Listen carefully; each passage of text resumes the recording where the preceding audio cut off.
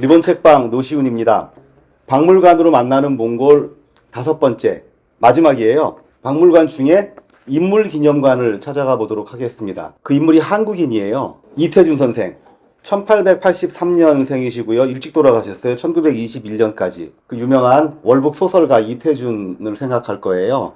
근데 그분하고는 전혀 다르죠. 동명이인인데 한국인에게도 낯선 인물을 왜 몽골에서 기념을 할까? 몽골 국기와 한국 국기가, 태극기가 이렇게 같이 휘날리고 있습니다. 바로 이 시설인데요. 그것은 바로 이분이 몽골 사람들에게 은인이기 때문입니다. 책을 통해서 어떤 은혜를 입었는지 확인을 해드릴게요.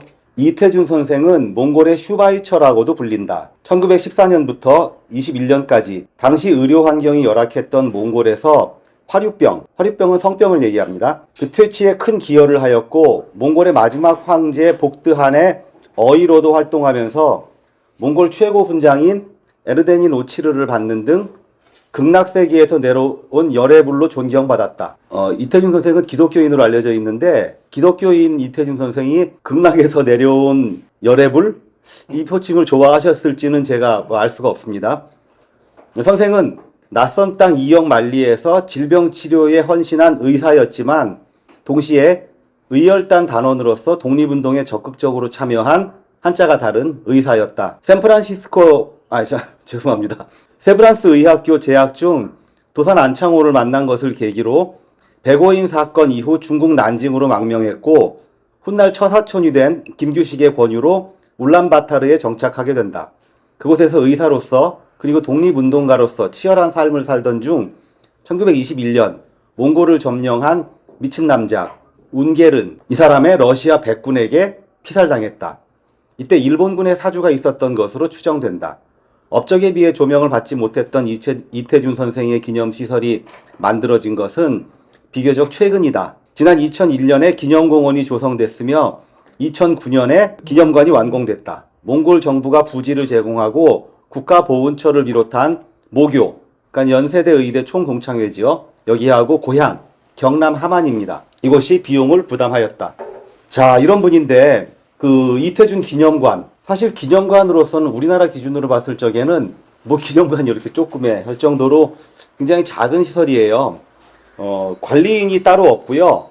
당연히 무료 입장이고 관람 시간, 개관일을 보면 알 수 있겠지만 하절기 6월에서 9월까지는 9시부터 8시까지 열고요. 춘추절기, 그러니까 3월부터 5월까지 그리고 10월부터 12월까지는 10시부터 굉장히 일찍 닫습니다. 4시, 16시까지입니다. 혹한기 1, 2월은 폐관입니다. 폐관, 임시 폐관. 몽골답죠. 이 이태준 선생을 말하려면은 아까 운게른이라는 사람 미친 남작이라고도 얘기했는데 러시아 백군을 이야기해야 됩니다. 러시아 백군에 대해서 잠깐 좀 설명을 드릴게요. 선생의 최후와 관련해서 미친 남작 운게른이 언급되는데 독립과 혁명의 시기 몽골 역사에서 중요하게 등장하는 이름이다. 볼셰비키 혁명군에 패해 러시아에서 쫓겨난 운게른 슈테른베르크 남작은 1921년 러시아 백군을 이끌고 몽골로 들어와 중국군을 축출하는 데에 일조했지만 몽골에게 있어서 중국군을 축출한다는 것은 굉장히 큰 의미가 있죠. 이후에 드러난 그의 정체는 늑대를 쫓아내주고 들어앉은 호랑이였다. 그 다음에 소련군과 연합한 수후바타르에게 패퇴할 때까지 몽골인에게 온갖 학정과 악행을 저지른 것으로 악명이 높으며 그래서 그의 별명이 미친 남작이다. 이 미친 남작 운게른의 러시아 백군의 반대는 우리가 운동회 할 때는 청군이었지만 그 볼셰비키 혁명 시기에는 적군이죠. 그러니까 적군이 결국은 볼셰비키 혁명을 성공을 했고요. 그 보수 집단 여기가 백군이라고 보시면 될 텐데 그 백군에게 피살당했습니다. 그런데 왜 피살을 당했을까요? 이분이 피난을 안 갔기 때문이에요. 운게른이 왔을 때 대부분의 사람들은 다 그곳을 떠났습니다. 그런데 이태준 선생이 남아 있었던 이유는 영화 암살에도 잠깐 나오는데 의열단에게 폭탄 기술을 알려준 그 헝가리의 폭탄 기술자 마자르가 나오는데 마자르를 의열단에 소개해준 분이 바로 이태준 선생이에요. 이분이 임무를 수행하기 위해 그 위험한 러시아에 남아 있다가 일본군의 사주를 받은 것으로 추정되는 러시아 백군 운게른에게 피살을 당하셨지요. 전시관은 이제 가볼까요? 이제 기념비하고 기념관을 한번 보실 텐데 이렇게 돼 있어요. 가운데 기념비가 있고요. 오른쪽에 조그만 이게 기념관 다입니다. 그리고 내부는 그냥 공원처럼 꾸며져 있는데 이렇게 보이죠? 이태준 기념공원. 그래서 박물관 이름이요. 리태준이 도르스탈트 가자르라고 합니다. 도심 여기가 공원이지만 사실 보면은 좀 키 작은 관목 몇 그루만 있는 곳이에요. 그러니까 우리나라처럼 도심 공원이다 그러면은 큰 나무들이 있고 그늘이 있고 한 그런 곳이 아니라 되게 좀 느낌이 황량합니다. 그렇게 크게 돈 들이고 신경 써서 만든 공원은 아니라는 얘기죠. 규모는 하나의 실로 되어 있는데 10평 미만이에요. 그 러시아 느낌이 나는 이런 건물인데요. 이태준 기념관이라는 글자가 선명하고 내부에 보면은 방명록이 있습니다. 저도 여기다가 이제 방명록을 자랑스럽게 적고 왔는데 방명록을 적고 들어오잖아요. 그러면 입구에 이렇게 영정이 붙어 있는데 전시를 하는 사람 입장에서 보자면은 이 전시관의 주인이에요.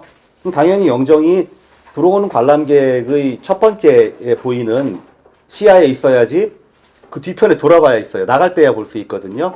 사실 이거는 그렇게 크게 뭐 생각하지 않고 서프라이즈를 보여주려고 했던 걸까요? 이 영정 사진을 보시면 이게 이분이라고 강력히 추정할 뿐 사실 이분이 남아있는 사진이 많지 않기 때문에 정확히는 알 수 없습니다. 근데 아마 이태준 선생이 맞을 거라고 지금까지 그렇게 추정하고 있습니다. 한눈에 전체가 조망되고요. 이렇게 패널하고 간단한 유물 몇 점만 있는 아주 간단한 전시관이에요. 패널도 영어와 한글과 그리고 몽골어로 기록되어 있습니다. 전시관 자체보다는 사실 이분의 업적을 기리는 굉장히 이국에서 만나는 특이한 시설이다, 반가운 시설이다 이런 게 더 크지만 전시관 자체를 또 말씀을 안 드릴 수가 없는 게 이 보시면 전시관인데 자연채광이 이렇게 들어옵니다. 자연채광은 사실 인공으로 만든 이런 광원보다는 굉장히 더 좋은 시설이긴 하지만 자연채광의 딜레마가 있어요. 이렇게 창에서 빛이 들어오잖아요. 그럼 이거를 각도를 고려하지 않으면 오래된 어떤 서지류라든가 이런 것들에 직접 빛이 가하면은 그 유물이 손상이 되거든요. 그럼 자연채광은 어떻게 해야 되느냐? 아까 제가 이태준 선생의 국내에서의 행적을 얘기할 적에 도산 안창호 선생을 말씀드렸었는데 강남에 가면은 그 도산 사거리에 있는 곳에 도산공원이라고 안창호 기념공원이 있고 도산기념 전시실이 있는데 그곳에가 자연채광을 쓰고 있는데 이걸 보시면 간접채광을 하고 있잖아요. 자연채광은 이래야 합니다. 전시실에서는. 그러니까 들어오는 빛이 전시물에 직접 닿지 않거나 직접 닿더라도 돌이라든가 금속류처럼 유물에 손상을 가하지 않는 곳에만 가야지 유물에 직접적으로 빛이 들어가는 이런 것들은 되게 그 신경을 쓰지 않은 그 아마추어스러운 전시라고 말할 수가 있습니다. 감히. 이 위치가 예사롭지가 않아요. 이 위치가요. 구글 위성지도인데요. 주변에 보면 처음 지을 때는 허허벌판이었거든요. 도산공원처럼. 도산공원하고 똑같아요. 도산공원이 예전에 강북보다 더 땅값이 싼 허허벌판에다가 지었고 그 이후에 거기가 개발되면서 도심 속 금싸라기 지역에 위치한 공원이 된 것처럼 이것도 처음에 지었을 때는 주변에 아무것도 없었습니다. 그런데 그 뒤에 이곳이 몽골 최대의 부촌으로 개발이 됐어요. 근데 이곳의 별칭이 실제로 몽골의 강남이에요. 톨강 남쪽이거든요. 그러니까 비슷해요. 전시실을 비롯한 공원 전체를 꼼꼼하게 둘러보는데 30분이면 족하다. 자료가 부족한 탓에 전시 내용이 극히 소규모이고 공원만 해도 풀밭 사이로 산책로를 낸 간이시설 수준이다. 대저택의 앞마당 크기로 짐작하면 된다. 비록 규모는 작지만 위치는 노른자위다. 최근 울란바타르의 강남으로 떠오르고 있는 톨강 남쪽 자이승 전망대 부근에 위치해 있어서 서울의 도산공원처럼 부촌에 자리 잡은 도심공원이 될 전망이다. 이곳에 이태준 기념공원보다 먼저 생긴 시설은 바로 자이승 전망대예요. 자이승 전망대에서 내려다본 이곳의 풍경이 이와 같습니다. 이게 재작년에 제가 가서 찍은 사진이니까 지금은 이거보다 더 많이 건물이 올라가고 더 빽빽해졌을 겁니다. 자이승 전망대란 무엇이냐? 위에 보이는 벽화에서 짐작되다시피 어떤 사회주의풍의 벽화가 있잖아요. 그러니까 사회주의 혁명과 그리고 또 러시아군과 몽골군이 연합해서 일본군 등 그 당시에 이제 추축국이라고 하는 2차 대전 때 그들을 쫓아내고 승전한 것을 기념해서 만든 시설입니다. 딱 봐도 소비에트 병사가 보이는 기념물, 조형물이 보이잖아요. 설령 뭔지 모르고 전망대, 자이승 전망대에 올라왔다고 해도 척 보는 순간 사회주의 혁명 내지는 승전 기념시설이라는 것을 누구나 짐작할 수 있다. 기파를 높이 치켜든 러시아 병사의 대형 조각상을 봐도 그렇고 파노라마 벽화 속에 그려진 군인들의 진지한 표정을 봐도 그렇다. 더구나 병사의 발 아래 짓밟힌 제국주의 일본군의 우길기와 나치 독일군의 하켄크로이츠를 보면 2차 대전 승전과도 관련이 있어 보인다. 승전을 기리면서 동시에 몽골의 사회주의 혁명 50주년 1971년입니다. 이걸 기념하기 위해서 만든 시설이 바로 자이승 전망대다. 사회주의 몽골 시절의 가장 큰 가치였던 혁명을 기념하는 장소 주변으로 자본주의가 신봉하는 부가 모여들고 있다는 것은 몽골이 처한 오늘날의 현실에 비추어 대단히 상징적이다. 몽골에 가보시면은 한번 여기를 들러보시고요. 가지 않으시면은 선생의 고향 경남 함안에도 이 시설이 있습니다. 이태준 기념관이 있는데 여기를 한번 가보시면 됩니다. 좀 씁쓸하기도 하고 한 것은 이태준 기념관이 우리나라에 생기기 전에 몽골에 더 먼저 생겼다는 사실이에요. 당연하기도 할 텐데 지금까지도 이태준 하면은 잘 모르는 사람들이 더 많습니다. 이것을 보면은 우리나라의 하나의 특징 중에 하나가 남들이 가치를 인정해 줬을 때 그래 그게 그렇게 좋아하면서 우리나라에서도 가치를 인정받는 사례들이 많이 있잖아요. 뭐 사물놀이라든가 뭐 심지어는 김치 같은 경우도 그렇고요.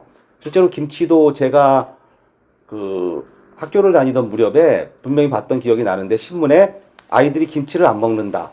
뭐 식탁에서 김치가 사라질 위기 뭐 이런 식의 얘기까지 있었는데 그 뒤에 해외에서 가치를 인정받으니까 그게 그렇게 좋은 거야 하고 지금은 애 어른 안 가리고 한국을 대표하는 음식으로서 가치를 인정받고 있는데 조금은 뜬금없는 비유긴 했지만 이태준 선생도 그와 같은 경로를 통해서 국내에서 다시 또 이름이 알려진 그런 분이라고 볼 수가 있겠습니다. 자, 이상으로 자랑스러운 한국인을 기리는 시설 몽골의 이태준 기념관이었습니다. 감사합니다.